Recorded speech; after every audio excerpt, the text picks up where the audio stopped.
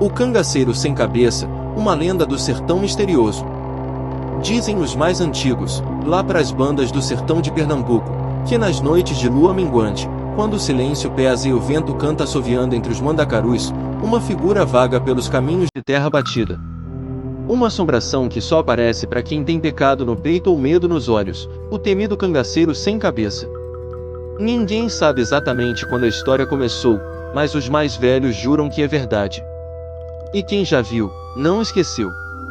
Dizem que ele aparece a cavalo, com cartucheiras cruzadas no peito, gibão de couro, espingarda nas costas, mas sem cabeça no pescoço.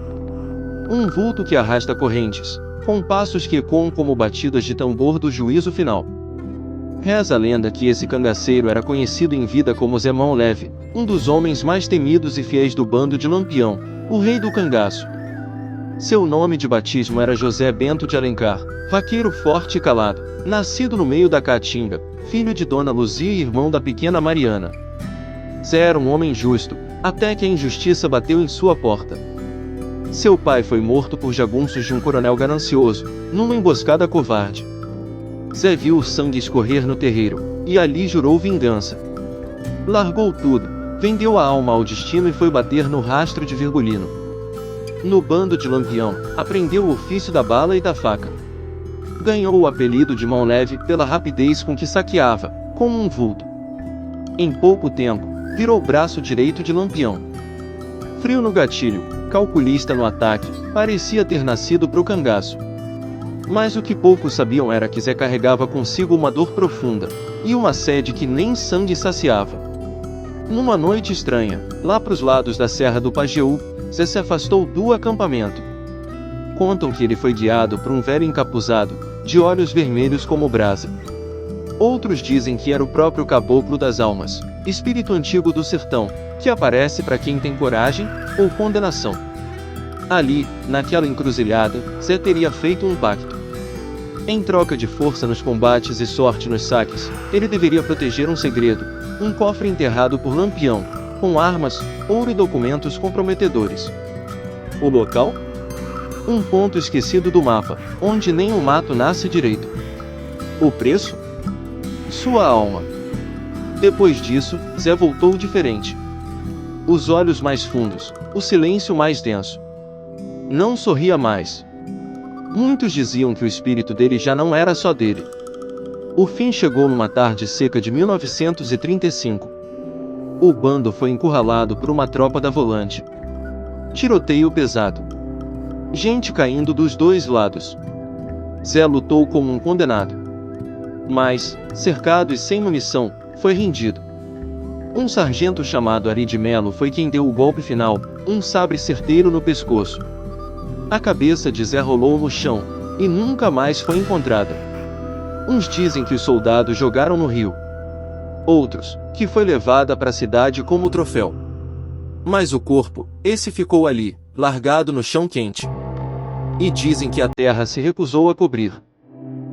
A cova cavada rachava, e os urubus nem chegavam perto. Foi aí que começaram os relatos. Primeiro foram vaqueiros, depois viajantes, depois gente da cidade.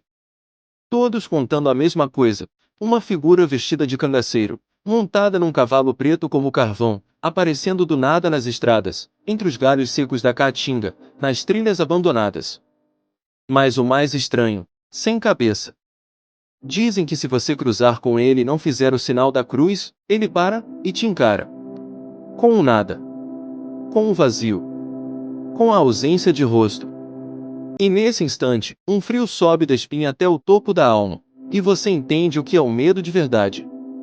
Muitos enlouqueceram. Um coronel da polícia aposentou depois de vê-lo. Um padre desmaiou no meio da missa. Uma criança ficou muda por 2 anos depois de topar com ele no quintal de casa. A lenda só aumentava. E com ela, o medo crescia. Dizem que o espírito de Zé Mão Leve busca sua cabeça até hoje. Outros dizem que ele protege o cofre enterrado, e que quem tentar encontrar vai acordar com correntes nos pés e marcas de faca no chão.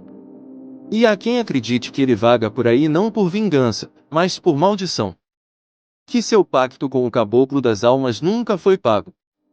e que ele se tornou o próprio guardião do sertão amaldiçoado. No ano de 2006, um pesquisador chamado Lúcio Ribeiro, apaixonado por histórias do cangaço, decidiu seguir os rastros da lenda. Encontrou documentos antigos, mapas escondidos nos arquivos da Igreja de Triunfo, relatos enterrados em bibliotecas esquecidas. Com uma guia local chamada Rosa, partiu rumo ao sertão profundo. Cruzaram vilarejos, ouviram histórias sussurradas nas beiras de fogueira, enfrentaram noites de gritos distantes e passos invisíveis. Conforme se aproximavam do destino, Lúcio começou a ter visões. Sonhos com o cangaceiro, imagens de sangue, relances de um cavaleiro que o seguia ao longe, mas nunca se mostrava por completo. Encontraram o local marcado no mapa, um cruzeiro quebrado no meio do nada. Escavaram. Encontraram um cofre de ferro, enterrado sob pedras marcadas com símbolos estranhos. Mas ao tentar abrir, o céu escureceu. O ar ficou pesado. E o chão tremeu. Uma voz ecoou, gutural, profunda, vinda de lugar nenhum.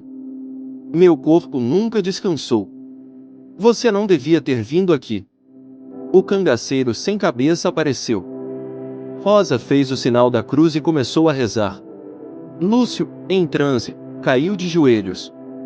O espírito ficou ali, imóvel, olhando, ou melhor, apontando o vazio do pescoço para ele. Num piscar de olhos, desapareceu. Dias depois, Lúcio foi encontrado andando sozinho na estrada, sem memória, com marcas de queimadura nas costas, como se correntes tivessem sido cravadas em sua pele. Hoje, a cruz de madeira na Praça de Cruz das Almas ainda está lá. Panos vermelhos, velas acesas. O povo continua rezando, deixando oferendas, pedindo proteção. E quando a noite cai, e a lua some no céu, ninguém sai de casa. As portas são trancadas, os cães se escondem, e o silêncio toma conta do sertão. Porque, como diz seu Honório, se um dia você ouvir o som de cascos de cavalo no meio do nada, se sentir um vento frio mesmo no calor, e se ver um homem de chapéu, mas sem cabeça, vindo na sua direção, não fale. Não olhe. Corra. Corra e reze. Porque o cangaceiro sem cabeça não esquece. E não perdoa.